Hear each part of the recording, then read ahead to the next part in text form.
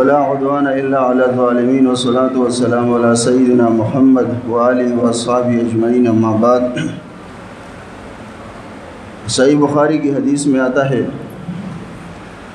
امام بخاری رحمہ اللہ نے اس حدیث کو 6 مقامات پر نقل فرمایا ہے۔ رسول اللہ صلی اللہ علیہ وسلم کی صحابیہ ام سلمہ رضی اللہ عنہ فرماتی ہیں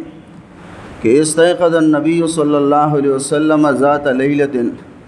کہ ایک رات کو جو ہے رسول اللہ صلی اللہ علیہ وسلم بیدار ہوئے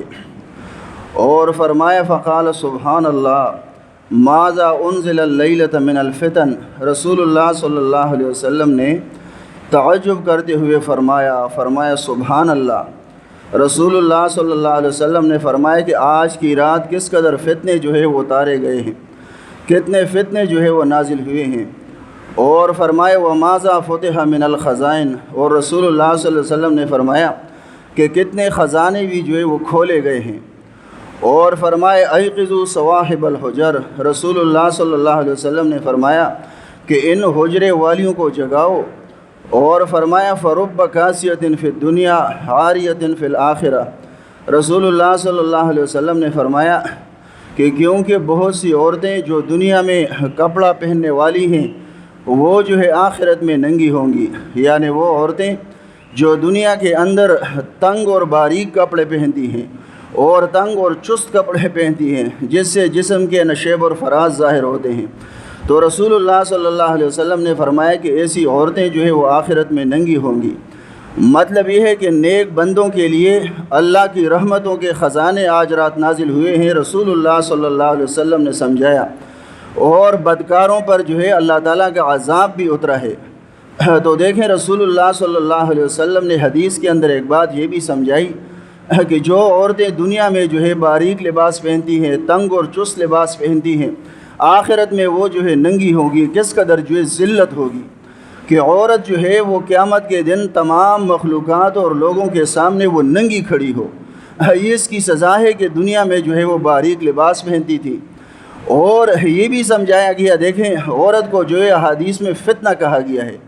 تو یہ سمجھایا گیا کہ عورت کی اصلاح کرو تاکہ تم جو ہے فتنوں سے بچ جاؤ۔ عورتوں کی اصلاح کرنے سے کیا ہوگا، تم جو ہے فتنوں سے بچو گے۔ اور اسی طرح فرمائے کہ حجرے والیوں کو جگاؤ، اور دوسری روایت میں یہ الفاظ ان کو کیوں جگاؤ، فرمایا تاکہ وہ جو ہے نماز پڑھیں۔ تو یہ بھی معلوم ہوا کہ عبادت کرنے سے اور نماز پڑھنے سے انسان جو ہے وہ فتنوں سے بچتا ہے۔ فرمایا کہ عورت فتنہ ہے، اس کی اصلاح کرو تاکہ فتنوں سے بچ جاؤ، اور اسی طرح جو ہے نماز اور عبادت کرو، نماز اور عبادت کرنے سے انسان جو ہے وہ فتنوں سے بچتا ہے۔ اسی طرح اس حدیث کا ایک مفہوم جو ہے وہ اہل علم نے یہ بھی بیان کیا ہے، فرمایا فرب کاسیۃ فی الدنیا عاریۃ فی الآخرہ، کتنے لوگ جو ہے وہ دنیا میں کپڑے پہننے والے ہیں، لباس پہننے والے ہیں، لیکن آخرت میں یہ جو ہے ننگے ہوں گے۔ آپ دیکھیں دنیا کے اندر کتنے لوگ ایسے ہیں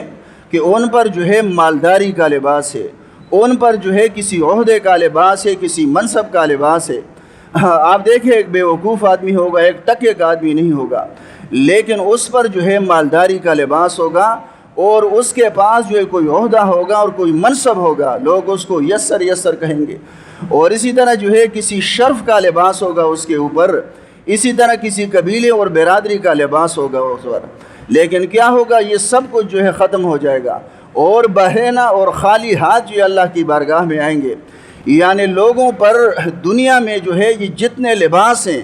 مالداری کا لباس ہے، کسی عہدے کا لباس ہے، کسی منصب کا لباس ہے، شرف کا لباس ہے، یہ سارے لباس جو ہے لوگوں سے اتر جائیں گے قیامت کے دن۔ یہ سارے لباس دنیا میں یہ ساری چیزیں ختم ہو جائیں گی،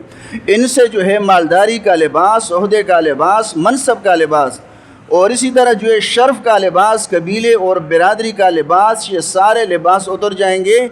یہ سب کچھ ختم ہو جائے گا، اور قیامت کے دن ان ساری چیزوں سے، سارے لباسوں سے یہ برہنہ اور خالی ہاتھ جو اللہ کی بارگاہ میں آئیں گے۔ تو اللہ کے سامنے کھڑا ہونا ہے، یہ سمجھایا جا رہا ہے کہ اللہ کے سامنے کھڑا ہونا ہے اور اللہ کو حساب دینا ہے، اور اس حساب کی اساس جو ہے وہ دنیا کے خزانے نہیں ہے۔ کل جب ہم اللہ کے سامنے کھڑے ہوں گے، اللہ کو حساب دیں گے، تو اس حساب کی اساس اور بنیاد جو ہے وہ کیا ہے؟ وہ دنیا کے خزانے نہیں ہے، اور اس حساب کی اساس اور بنیاد وہ صرف اور صرف عمل صالح ہوگا۔ وآخر دعوانا